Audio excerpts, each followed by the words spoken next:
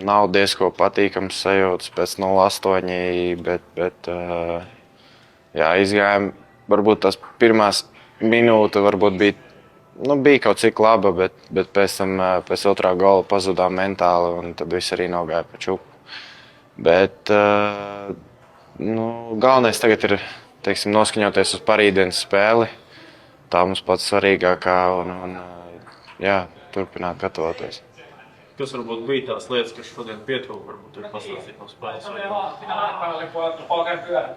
Pietrūka, manuprāt, tas gars, kas ir starp mums džekiem. Tas bords bija tāds diezgan kluss, bet nevar baigi neko teikt par to, jo cilvēki tur mēģināja uzkrunāt viens otru. Bet, jā, es domāju, mēs nesakojām spēles tai galvenai domai un nedarījām mūsu lietas. Tagad ļoti svarīgi spēlē ar Dāniju priekšā. Kā tev šķiet, kas tagad tā jāizdara, lai varbūt tieši morāli sapurinātos un sagatavotos šeit cīņai?